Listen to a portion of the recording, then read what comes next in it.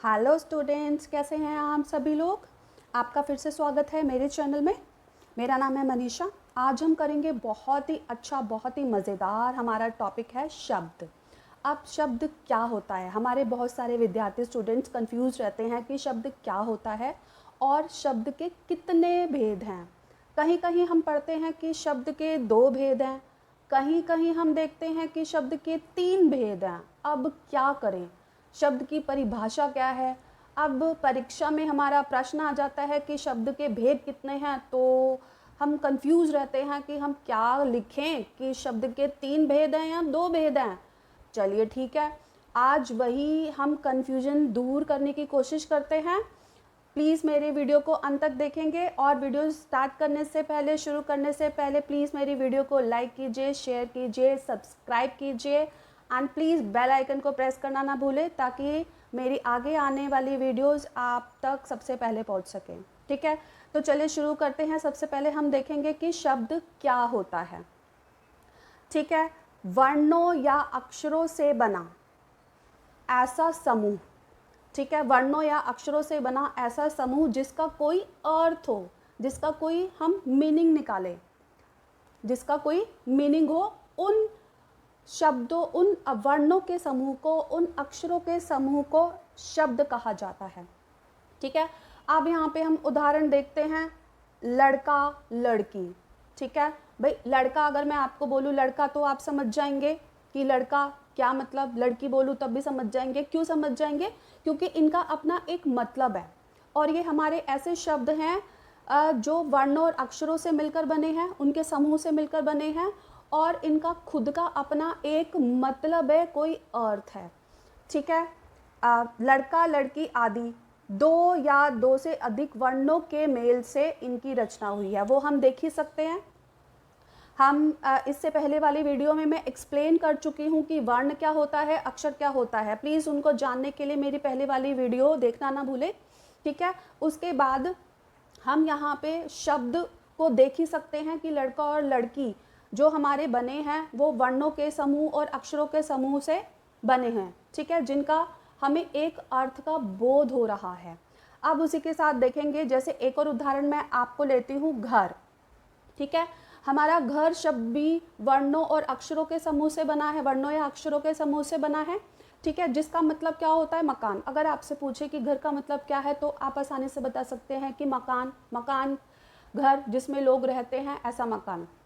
ठीक है, तो यहाँ पर मैं फिर से आपको बता देती हूँ कि शब्द उसे कहते हैं जो वर्णों और अक्षरों के समूह से बना हुआ होता है और जिसका कोई मतलब होता है, जिसका कोई अर्थ होता है। ठीक है, तो चलिए आगे देखते हैं।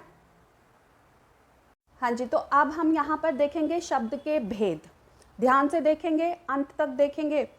पहला, उत्पत्ति के आधार पर। उत्पत्ति के आधार पर अगर आपसे परीक्षा में पूछा जाए कि उत्पत्ति के आधार पर शब्द के भेद बताओ, तो यहाँ पर हम देख रहे हैं उत्पत्ति के आधार पर हमारे 4 भेद हैं।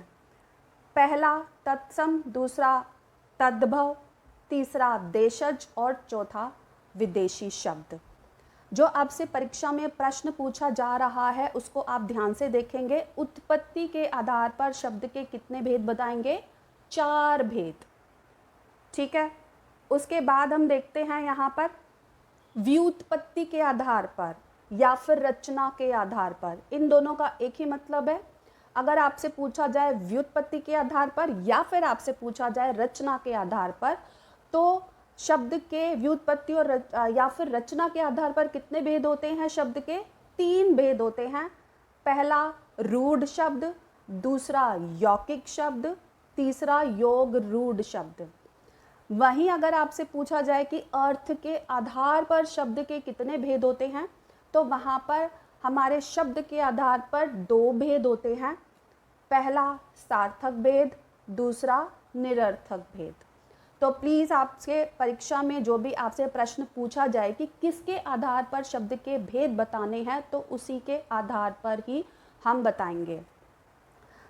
इसके बाद हम देखते हैं यहाँ पर रूपांतरण। रूपांतरण के आधार पर या फिर प्रयोग के आधार पर। ठीक है, या आपसे पूछा जाए परीक्षा में रूपांतरण के आधार पर शब्द के भेद बताओ या प्रयोग के आधार पर शब्द के भेद बताओ, तो वहाँ पर हमारे दो भेद होंगे। पहला होगा विकारी शब्द, दूसरा होगा अविकारी शब्द। तो मुझे पूरी उम्मीद है आपको शब्द के भेद में जो कन्फ्यूजन क्रिएट हो रही थी, जो बन रही थी कन्फ्यूजन, वो आपको समझ में आ गई होगी कि शब्द के कितने भेद हम लिखें, 2 लिखें, 3 लिखें, 4 लिखें। तो आपसे परीक्षा में जिसके भी आधार पर प्रश्न पूछा जाए, रूपांतरण के आधार पर, प्रयोग के आधार पर, व्युत्पत्ति के आधार पर, रचना के आधार पर, अर्थ के आधार पर, उत्पत्ति के आधार पर, तो उसी के अनुसार आप बताएंगे कि शब्द के कितने भेद हैं।